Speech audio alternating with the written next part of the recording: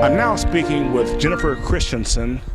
Jennifer, now where exactly are we? We're at the Fallen Timbers Memorial, Battlefield Memorial Park. It's one of the metro parks in the metro parks of the Toledo area. We're just outside of Maumee, kind of center, and off the Anthony Wayne Trail on 24. Now, what is your involvement in this, within this park and in this exhibit here? I work on the programming staff, have for about 2.5 years, and mostly I do focus on our heritage sites. So sites like the battlefield here, and I work with the public doing education programs for adults, children, and we get a lot of school groups through here as well. When did you first become aware of the Battle of Fallen Timbers? I had the luck of actually growing up right next door. So this was sort of my backyard as a child. So often came over and saw the monument and saw the different memorials to the fallen soldiers and the warriors. But really sort of got my start when I was doing the research for my position. So that's sort of how I kind of fell into the area. You know, this... Now, I was looking over in the back. I thought I saw some deer coming this way. All right, now, as far as this battle is concerned, you know, a lot of people in Indiana, they know of the Battle of Fallen Timbers, but they all they know of is Anthony Wayne defeated the Indians. Why isn't the story more widely told and more widely understood? I think it's because a lot of people don't know how to categorize this battle, actually. And it was relatively short. The battle took less than 2 hours. And, you know, in comparison to later and earlier battles, it wasn't a tremendous number of loss of lives. It also falls kind of between, it's not a Revolutionary War battle and it's not a War of 1812 battle. It really is its own kind of distinct sector of history. In, you know, President Washington, it's sometimes referred to as the Washington Indian Wars or the American Indian Wars. And Little Turtle Wars. And the Little Turtle Wars. Kikianga Wars. And the Kikianga Wars. So no one's quite got a name for it. No one quite knows how to fit it into history. But the effects were tremendously important on the rest of American history, American Indian history specifically, and then also even British history and Canadian history. You know, one of the things I noticed was I think I read that this battle here, with Wayne being victorious, this was the actual end of the American Revolution. That's said, and you know, I'm sure someone can make an argument for it. It's not what I believe. I really think of it as a distinct battle, because the Revolutionary War was fought between the British and the Americans. The British were not actually here. They had no real say in the Battle of Fallen Timbers. They were supporting the Native American Confederacy, the Western Confederacy, with ammunition and firearms and food, but they never were here to actually fight. And, you know, according to peace treaties, the Treaty of Paris in 1783, the Revolutionary War was actually over 11 years before. So I don't think it's fair to call it a Revolutionary War battle. All right, so the battle, another point of distinction for this battle is, okay, Anthony Wayne was victorious. What would have happened if he was not victorious? I think there's a good chance you and I'd be standing in Canada right now. And Wayne was victorious. After the battle, he was able to really kind of devastate the Native American tribes in the area by burning their crops and their goods, forcing them to sign the Treaty of Greenville the next year. They just had no real other option. However, had that not happened, I think Wayne would have been forced to return to President Washington, you know, in defeat, and President Washington would have had a lot of issues on his hand. He would have had, he would not have been able to prove to the United States that they were a strong, united nation, that they were capable of leading themselves, and it might have led to a lot of kind of breakup among the new unity from a new nation. It also might have led the British to see us as sort of a weaker opponent, even though we had just, you know, kind of pushed them out after the Revolutionary War. But it also, you know, would have left the British in Canada with a much stronger foothold. And potentially would have left the American Indians with a lot more options to have stayed in their homelands, stay here, and make a home for themselves. Now, you said a whole lot right there. Now, number one, you mentioned that this might be part of Canada. Yes. So that would imply that the French would have had a chance. The French were I shouldn't say long gone. They'd been out of the area for about 30 years because the British had defeated them in the 1760s. And so the British were actually kind of the main powerhouse, foreign powerhouse in this area. They were the ones who'd signed the most recent treaties with the Native Americans. They were the ones who were here occupying the forts in Detroit and some of the other areas. So France as a power was gone. So the British would have had a stronger allegiance towards Canada. Yes, the British, they owned what was called Upper and Lower Canada at the time in the 1790s. They had lieutenant governors who were in charge of each of the areas, and they reported then back to Britain as kind of their motherland.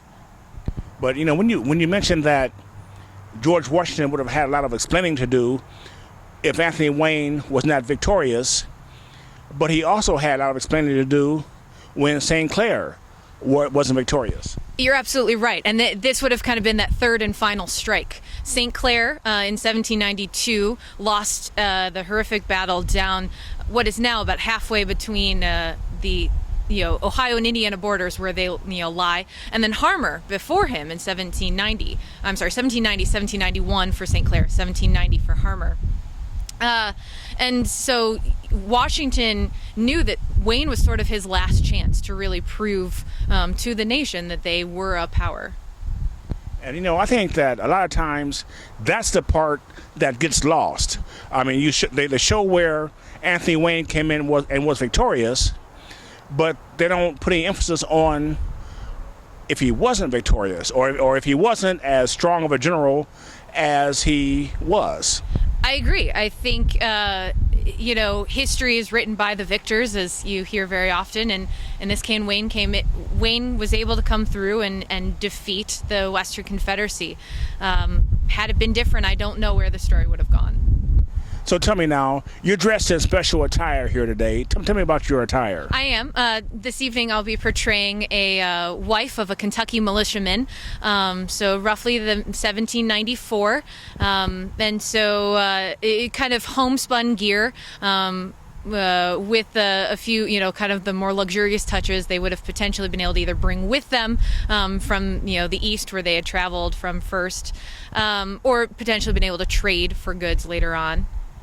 So by being the wife of a Kentucky militiaman, would you have been near the battle site or where would you be positioned or were you there near the battle itself? Traditionally, the wives stayed home. It was not safe to travel. There was not the luxuries to travel. And if you're constantly setting up a camp every evening, it's just a lot of work to move even more bodies with you and all the supplies that would have been necessary. There were women who did travel with the war camps, but most Kentucky wives probably would have stayed behind because they needed to work their farms. The farms, they didn't have other caretakers. They needed to watch their young children, work on the harvest, any other, everyday chores that made living, possible. Okay, now what exactly is this monument right here? What is this about? The monument behind me here was actually put up in 1995 on the 200th anniversary of the battle, and it kind of memorializes the tribes, the fallen members of the tribes who were involved with the Western Confederacy. So you'll see those listed here, the Delaware, the Miami, Shawnee, as well as a number of other tribes. And there would have been small numbers from other tribes that aren't listed as well. So we wanted to memorialize both sides of the fallen. Now, this might be a little crude, but has an effort been made to reunite the people on this land here, or, the natives that were fighting here, or is it way too late and they've all been dispersed out of here? That's my question. Majority of the tribes did move as a whole. Most of the Native Americans moved out of here before the 1830s. There are still, of course, some who chose to stay behind or have moved back. That's Ohio. That's talking about, yeah. Yes, that's Ohio. Some tribes have moved back. There are some who still have heritage going back.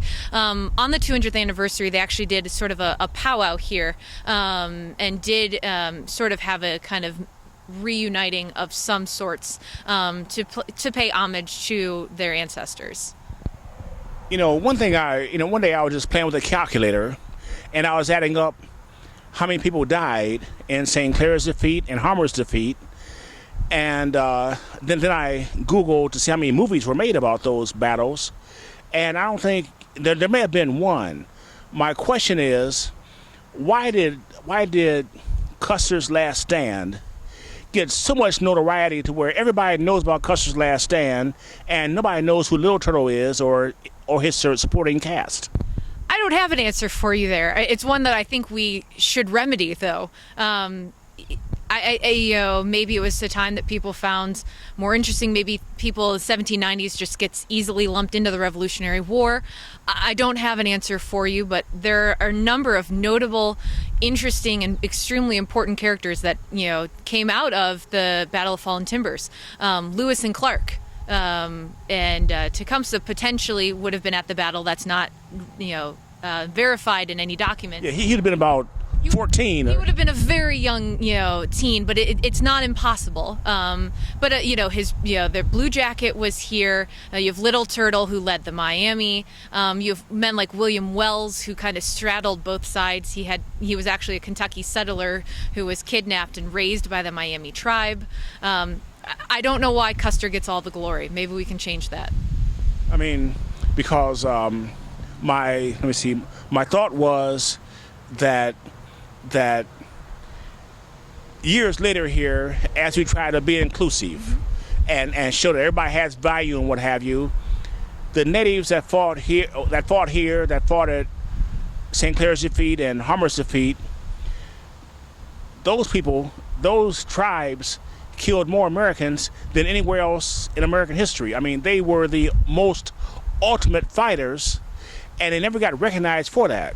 So I have concluded that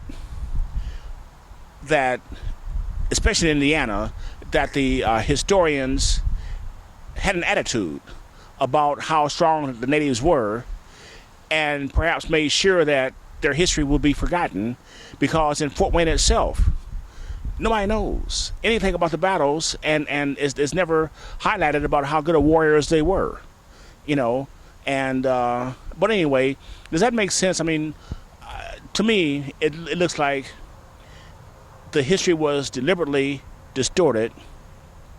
Otherwise, you can't explain why there's such illiteracy about these battles.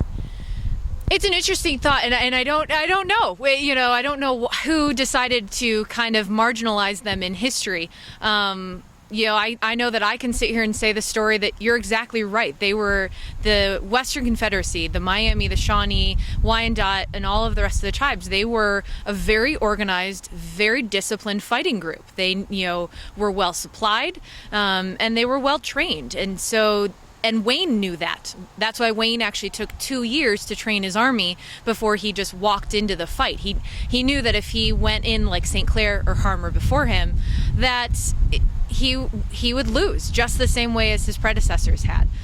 So maybe we can take a note from Wayne and really kind of exalt them as the well-trained, disciplined men that they were. Instead of savages. Absolutely, it's a word that it's part of history. Savage. It really, all it does is show the misunderstanding of the settlers who were coming into the area. All they saw were people who didn't live the way that the white settlers did, and therefore it must be wrong. Looking back, we now realize that they had a very rich culture all their own, and one that we are trying to kind of express with our programming that we do here at the Metro Parks. A moment ago, you brought up the fact that Tecumseh would have been a kid fighting at this battle. Yes. But when I went back and did some reading on the whole idea, I saw that just as Tecumseh was a kid fighting behind Little Turtle. Little Turtle was a kid fighting behind Pontiac. Fort Wayne was first attacked in 1763 during Pontiac's rebellion. Yes. And we don't even talk about that in Fort Wayne. That the battle history of Fort Wayne itself, they have rocks maybe like this one here to commemorate it, but unless you knew what took place there, the museums don't talk about it, and it's almost like we're proud of the history, but we're secretive about it. I don't even know what to say. There are many folks who drive past this park every day on their way to work and have no idea why there's a statue at the end of it. I don't know why. It's hard to be curious about everything we see because we see so much every day, but the facts of history, the Pontiac's Rebellion that you're talking about, Battle of Fallen Timbers here, these all play such important roles to why you and I are standing here today. We wouldn't be here if someone else hadn't fought, before us. Well, I don't know. I just look at the thing and I had a chance to call my high school history teacher. He was in Florida, retired, and I said, why is this the Indian Wars history era so lessened? He said, well, Eric, you got to understand that there's more history today. I said, well, that makes no sense because the first is still the first. The worst defeat is still the worst defeat, and all that doesn't change. And it just seems as though, that's why I appreciate speaking with yourself, being a historian, because I've been going around the state talking with other people with other battle sites, and I'm just saying that when I take this information back to Fort Wayne, that they're kind of surprised about it, that these places are so close to Fort Wayne and they have such a strong significance, but people can't feel it. Maybe we just need better PR. And I just mean that they're, and not to lessen the importance of the battlefields and the battles that we do know the history. Gettysburg and Yorktown and the Alamo, those are all extremely significant as well. Maybe we just need to take a lesson from them and really embrace these importance of our local battles as more than just a local battle, as a national importance. I can agree with that. But at the same time, I would think that these battles would be of more importance than all those battles, because if these battles came out differently, we wouldn't be having those battles. Well, but then we can go back further, and I'm sure somewhere along the lines we can talk about the Pilgrims, and we can go that every era of history could have changed the next.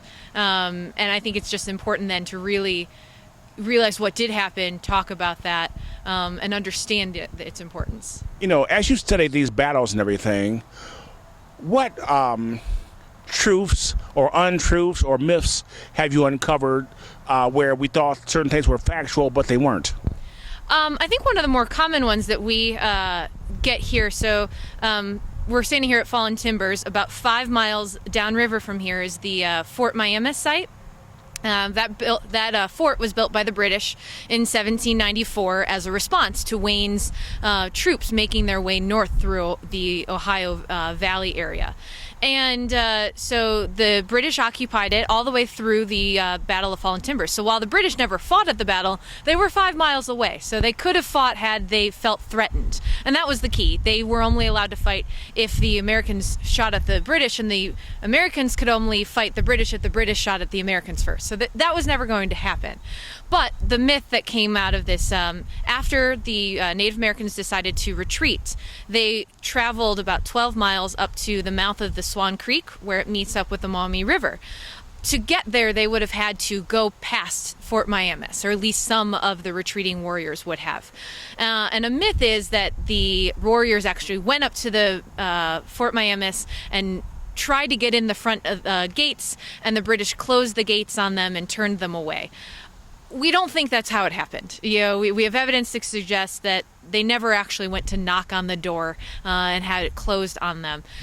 It's possible that they would have known ahead of time the British weren't going to fight. The British never said they would fight with the Native Americans. Potentially some ran by and were seen, but the myth of having the gates of Fort Miami closed on the retreating soldiers probably never happened. Now, what I read about that was that the British wanted the Native Americans to be successful against the Americans. Absolutely. But they wanted no part of Anthony Wayne. So, since Anthony Wayne's side was winning, and the natives came back to the fort, the British, were put on the spot, and that's why they shut the doors. I mean, now that's what I learned back in the 4th grade, and that story has always kind of stuck with me. I guess the truth behind that story might be there, but I think it's the shutting of the gates that is maybe just that step too far that we've taken to kind of make the story a little more dramatic, a little more of a movie scene that we can put into history. But I think you're absolutely right though on the history side of that, in the sense that the British knew that if they harbored the retreating Native Americans, it was possible that Wayne would continue to fire upon the Native Americans, which would cause the British to have to, defend themselves and their fort as well. But I think it was an understanding before the battle even happened that there was going to be no safe quarter for the retreating Native Americans. One thing I've always been curious about, even though the English and the French and the Spanish were all warring, I guess, with each other. Mm-hmm. Well, let's leave the Spanish out just for the moment here, but the French and the English, but how were they able to come here to America on this land here and know when to not fight each other? I mean, it's almost like they knew instinctively how to use the Native Americans as pawns without having any meetings behind the scenes amongst themselves. It's an interesting point. Yeah, I want to know exactly what letters transpired and went around as well. I think there was a lot of stake put in treaties back then. The British were operating, British and Americans were operating under the edicts of the Treaty of Paris in 1783. And both were sort of skirting the lines. The British, by building Fort Miamis, were actually going against the Treaty of Paris. But the Americans were occupying forts that they weren't supposed to occupy as well, that were across the border lines. I think in general, though, there was a lot of strategy before moves happened. And so something that isn't often talked about on the American side is the entire way that Wayne was making his way north with his army. There was talks of treaties the entire way. There were still Indian agents trying to work out treaties with different tribes. The problem was you could maybe get one tribe to agree, but that still left 5 or 6 or 7 other tribes who hadn't signed. But it was a constant action. It was not just a decided, all right, men, get your rifles, we're going to war. It was, we're going to make our presence known, and it takes 3 months to get there, so we're going to start walking now, but we're going to try other ways first. When I saw how many treaties that they signed, yes, it was almost like yesterday the natives had the land way over there, and now we're going to come back here and sign a new treaty today, and it's for right here. Mm-hmm. Yes. Well, and that goes back to, even if you go further back in history, before the Revolutionary War, after the British had defeated the French, the Native American tribes in what is now Ohio and Michigan and Indiana and all those states, those tribes signed treaties with the British saying that this was their land, that no one would move further west than a certain boundary line, which is kind of roughly the Allegheny and the mountains, but that they would have never moved west past that. Then the Revolutionary War happened, and then the British and the Americans signed a new treaty that gave all of the land in Ohio and Michigan and Indiana to the Americans. Well, someone forgot to tell the Native Americans that this treaty was being signed, and so they continued to operate under their treaty that they had signed and agreed to. So it was just, you're right, there are so many treaties that null and voided kind of other ones if you were to accept this new treaty. It was a constant battle to say which one is valid, which one is the current and accurate one. In today's standards, that would be looked at as purposefully confusing people to where they don't know which way which way is up, so to speak, and all the while they're confused. We have another treaty coming up to take more land and push you back farther. Right. Well, absolutely. And then you add to that it's just kind of a foreign concept to begin with to many of the Native American tribes. They had territories that they, kind of operated under these different tribes and villages, but there was no map that says once you get to this river, you can't be here anymore. It was a foreign concept of owning land, and then you're adding confusion, maybe purposeful confusion, with just the sheer number of treaties that were being passed around. The one thing that's really struck me the most interesting about this whole ordeal of all these battles on this land here, I mean, granted, the battle took place here, but it seemed like the whole prize was Kikianga because of the waterways that connected you to go to Mississippi River or go to the Great Lakes. In 1790, I read in the book someplace that coming through these waters was between $4 and $5 million worth of furs in 1790. So when you look at the fact that so much value was coming through the waters going to Europe, you can almost say that that's oil. Monetary was absolutely part of what both the British and the Americans were fighting for. The British wanted the rest of the lucrative fur trade. They also wanted to use the Native Americans as sort of a buffer zone between America and the British-controlled lands of Canada. The Americans wanted the fertile land. They wanted to expand. They wanted to offer their new people as many opportunities as possible.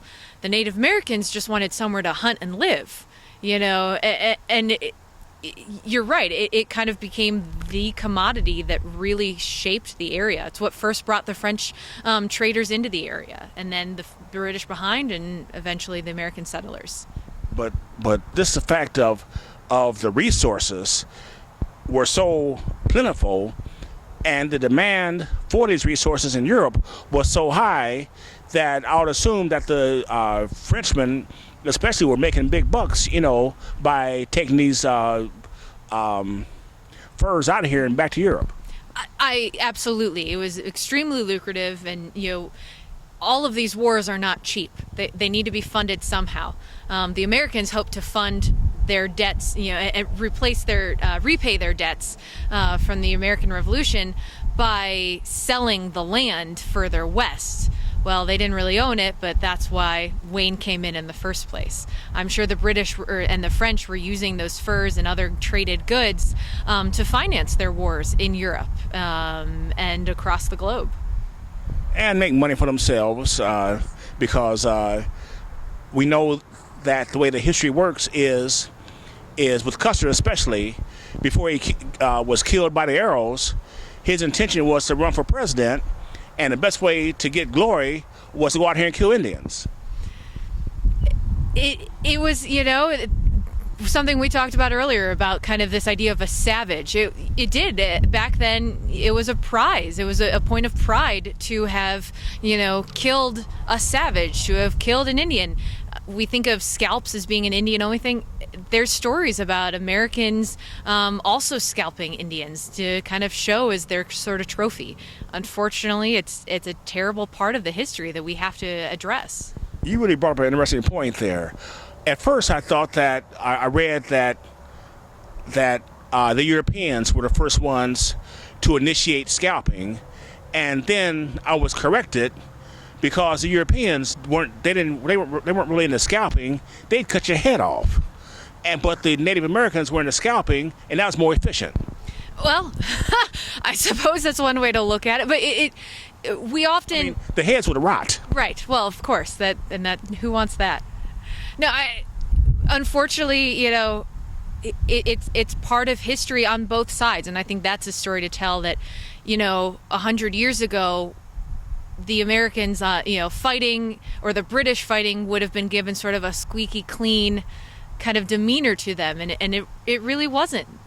Raids happened from both sides. Scalping happened on both sides. Burning of houses and villages happened on both sides. It was not just one-sided. You know, here in 2015, you know, as you look back over all this history, what have we missed about these battles? I mean, that led to here, because this was the final battle that America had to win. But what message is not being communicated clearly to people, especially in this region here? Well, that's an interesting question. In terms of the significance of these battles, right, and the big picture. I think